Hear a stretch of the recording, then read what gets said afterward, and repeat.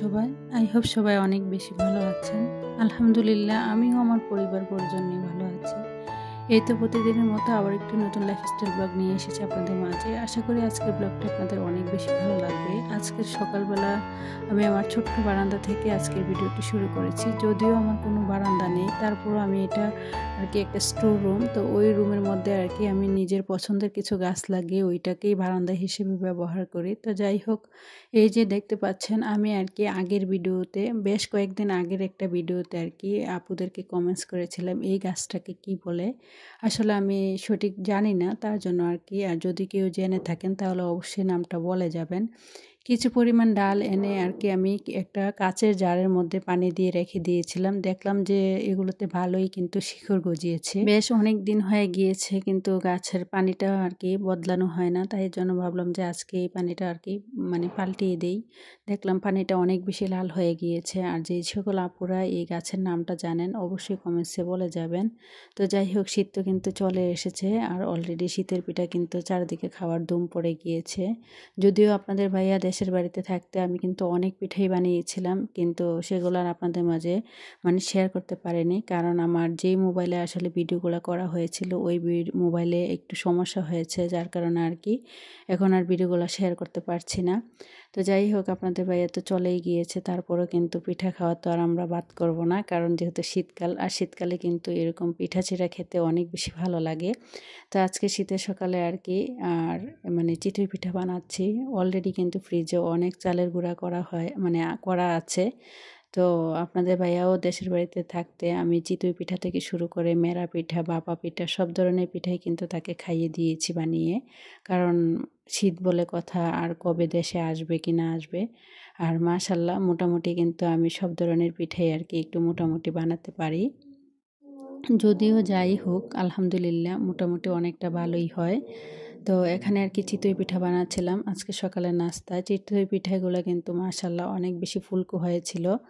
তো চিতই পিঠা খেতে কিন্তু ভর্তা দিয়ে, যে কোনো ধরনের ভর্তা দিয়ে খেতে অনেক বেশি ভালো লাগে, কিন্তু আজকে আমি কোনো প্রকার ভর্তা করব না। আগের দিনের গরুর মাংস তরকারি আছে, তো গরুর মাংস তরকারি দিয়েও কিন্তু চিতই পিঠা খেতে আমার বাচ্চারা বা আমি অনেক বেশি পছন্দ করি। তো আজকে গরুর মাংস দিয়ে চিতই পিঠা খেয়ে নেব। তো এখানে অলরেডি কিন্তু আমার সবগুলো পিঠা বানানো হয়ে গিয়েছে। তো এখন আমি আমার নাস্তাটা রেডি করে টেবিলে নিয়ে যাব। তো আমি আর আমার মেয়ে আয়েশ করে টেবিলে বসে খাবারটা খাবো। যখনই খাবার খেতে এসেছি মেয়েটা অনেক বেশি ডিস্টার্ব করছিল কি বলবো, ছোট মানুষ বলে কথা, অনেক কিছু বুঝতে চায় না, ওর মনের মতো করে করতে চায়। তো যাই হোক, আর এই যে দেখছেন পিঠাগুলো কিন্তু অনেক বেশি নরম এবং ফুলকো হয়েছিল, আর খেতেও কিন্তু অনেক বেশি মজা হয়েছিল। আর শীতের দিনে কিন্তু যে কোনো ধরনের পিঠা চিড়া খেতে কিন্তু আমার কাছে অনেক বেশি ভালো লাগে। আমি কিন্তু পিঠা চিড়াটা অনেক বেশি পছন্দ করি। যদিও বাসায় থাকি, তারপরেও কিন্তু মোটামুটি পিঠা বানিয়ে খাওয়ার চেষ্টা করি। তো ভিডিওর এই পর্যায়ে এসে যে সকল প্রিয় আপু এবং ভাইয়ারা আমার ভিডিওটি দেখছেন, প্লিজ ভিডিওটিতে একটি লাইক দিয়ে অবশ্যই কন্টিনিউ করবেন। আর যারা আজকেই আমার চ্যানেলে নতুন জয়েন আছেন, চাইলে আমার চ্যানেলটি সাবস্ক্রাইব করে পাশে থেকে যেতে পারেন। পাশে থাকা বেল বাটনের অল অপশনটি প্রেস করে দেবেন, যাতে করে আমি কোনো নতুন ভিডিও ছাড়ার সাথে আপনাদের কাছে নোটিফিকেশন চলে যায়। তো আজকে ভিডিও টাইটেল এবং থাম্বনেল থেকে হয়তো বুঝতে পেরেছেন, অল্প টাকায় সংসার চালানো আসলে সম্ভব, সেটা একমাত্র বুদ্ধি দিয়ে। তো 1810 টাকায় কিন্তু পুরো মাসের মুদি বাজার করে নিয়েছি, যত গুচারি আইটেম আছে তাই আজকে আপনাদের মাঝে শেয়ার করব। তা আসলে আমরা যারা মধ্যবিত্ত আছি তারা কিন্তু অনেক হিসেব করে বুদ্ধি করেই কিন্তু সংসারটা চালাতে হয়। তো যাই হোক, এখানে 2 ধরনের টিস্যু নিয়ে এসেছিলাম। তো 2 ধরনের টিস্যুর দাম কিন্তু 80 টাকা নিয়েছিল। একটা ছিল ওয়াশরুমের, আর একটা ছিল হ্যান্ড টিস্যু। তারপরে এক প্যাকেট বিস্কিট নিয়ে এসেছিলাম, তার দাম নিয়েছিল 60 টাকা। তারপরে হাফ কেজি চানাচুর, জাল চানাচুর নিয়েছিল 70 টাকা। এখানে এক পাতা চা পাতা নিয়েছিলাম 30 টাকা নিয়েছিল, আর 2টা ভিমবার কিন্তু 15 টাকা করে 30 টাকা নিয়েছিল। এগুলো কিন্তু পুরো আমার 1 মাসেই চলে যাবে। তারপরে 1 কেজি চিনি নিয়েছিলাম, 110 টাকা নিয়েছিল। আর এখানে এই যে দেখতে পাচ্ছেন 4টা কোকা কোলা নুডলসের প্যাকেট নিয়েছিলাম। তো এগুলো 25 টাকা করে, 4টার দাম নিয়েছিল 100 টাকা। তারপরে এই যে এখানে হাফ কেজি ডাল নিয়ে এসেছিলাম। তো ১ কেজি নিয়ে আসতাম, বাসায় দেখলাম যে অনেকগুলা রয়ে গিয়েছে। আর আমার বাসায় কিন্তু ডালটা ইদানিং কম খাওয়া হচ্ছে, কারণ আমার বাসায় সবার কিন্তু অ্যালার্জি প্রবলেম আছে। তারপরে এখানে এই যে হাফ কেজি কিন্তু হুইল পাউডার নিয়ে এসেছিলাম। ইদানিং ৩ মাস ধরে আমি এই হুইল পাউডারটা ব্যবহার করে অনেক বেশি উপকার পেয়েছি। যার কারণে আমি এটাই আরকি এখন ইদানিং ব্যবহার করছি। আর এই যে দেখতে পাচ্ছেন ২ টা পচা সাবান, এগুলোও কিন্তু ২৫ টাকা করে ৫০ টাকা নিয়েছিল। কারণ এই সাবানগুলা কাজে লাগে আমার ছেলের স্কুল ড্রেস যখন ধুলাই করি তখন আরকি। আর এখানে একটা গা মাজার সাবান নিয়েছিলাম, এটাও কিন্তু ৫০ টাকা নিয়েছিল। আর হুইলের প্যাকেটটা কিন্তু ৭০ টাকা নিয়েছিল। আর হাফ কেজি মুসুরির ডাল কিন্তু ৬০ টাকা নিয়েছিল। আর এখানে ১ কেজি পলার চাল কিন্তু ১৩০ টাকা নিয়েছিল। টোটাল আরকি মানে আমি আসলে এখন বর্তমান সময়ে এসে দেখলাম যে জিনিসপত্রের দাম কিন্তু অনেক বেশি। টাকার কিন্তু কোনো মূল্যই নেই। টাকাটা দেখতে দেখা যায় অনেকটা বেশি। কিন্তু মানে জিনিসগুলা দেখে আমার বিশ্বাসই হচ্ছিল না যে এখানে আসলে ১৮১০ টাকার বাজার। তো এই যে দেখতে পাচ্ছেন এখানে কিন্তু ২ কেজি আটা নিয়েছিল ১০০ টাকা। তারপরে কিন্তু আজকে ৩ লিটার তেল মানে আমি একসাথে পাইনি। যার কারণে আরকি একটাতে ২ লিটার ছিল, আরেকটাতে ১ লিটার, মোট ৩ লিটার। আর ৩ লিটার তেল হলেই কিন্তু আমার ১ মাস পুরো চলে যায়। আর আমার ফ্যামিলিতে যেহেতু সদস্য সংখ্যা মাত্র আমরা ৩ জন মানুষ, তো ৩ জনের কিন্তু ৩ লিটার তেল হলেই পুরো ১ মাস চলে যায়। তো এখানে ৩ লিটার তেলের দাম কিন্তু নিয়েছিল ৫৭০ টাকা। তো আসলে আমরা যারা মধ্যবিত্ত আছি, হিসেব আর বুদ্ধি আর পরিশ্রম ছাড়া কখনোই কিন্তু সংসারটাকে সুন্দরভাবে চালানো যায় না। যদিও অল্প টাকার বাজারও হোক, সেগুলোকে যদি আপনি বুদ্ধি করে, একটু হিসেব করে, পরিশ্রম দিয়ে, ব্রেন খাটিয়ে খরচ করেন বা সংসারে কাজে লাগান, দেখবেন কিন্তু অল্প টাকার বাজার দিয়েও কিন্তু খুব সুন্দরভাবে আপনি আপনার সংসারটাকে চালাতে পারবেন। তো এই যে এখানে দেখতে পাচ্ছেন, এখানে কিন্তু ১০ টা মুরগির ডিম নিয়ে এসেছিলাম আরকি। তো ১০ টা মুরগির ডিম আরকি ২০ টাকা করে নিয়েছিল। তো ১০ টার দাম কিন্তু অলরেডি ২০০ টাকা পড়েছিল, যেহেতু দেশি মুরগির ডিম। আর দেশি মুরগির ডিম কিন্তু সচরাচর পাওয়া যায় না। তো দেখলাম যে একজন মানে একটা বৃদ্ধ কাকা আরকি বাজারে নিয়ে এসেছে দেশি ডিমগুলো। তো এগুলো আমার মেয়ের জন্য নিয়ে এসেছি।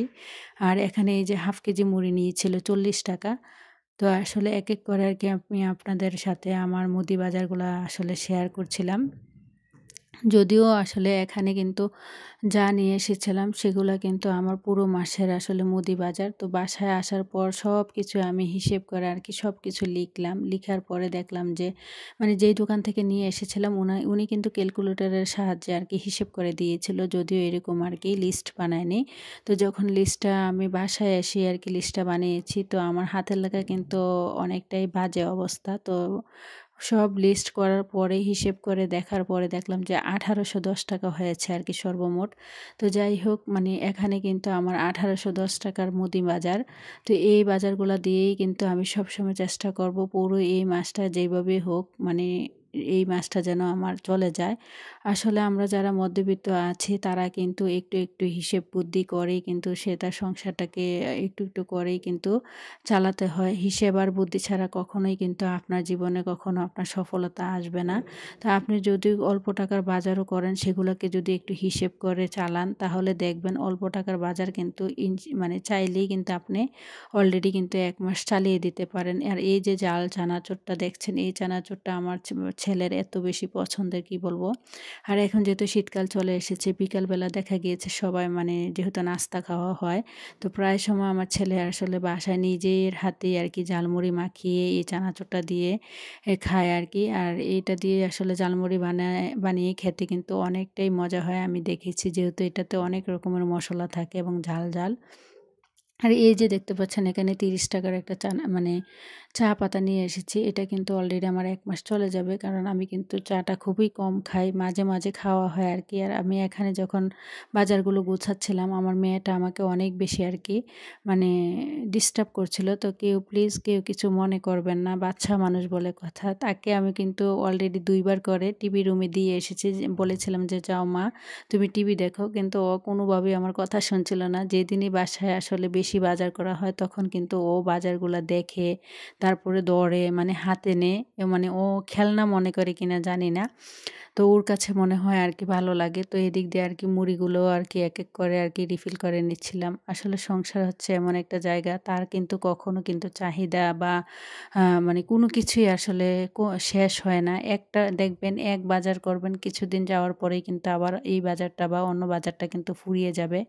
আসলে এরকম একটা সময় চাইলেও কিন্তু আসলে কোনো কিছু করা সম্ভব না।